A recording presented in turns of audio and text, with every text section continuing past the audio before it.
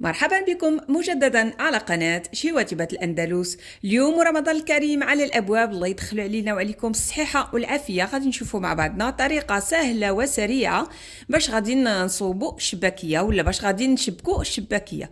غنخليكم مع لا فيديو وفرجة ممتعة.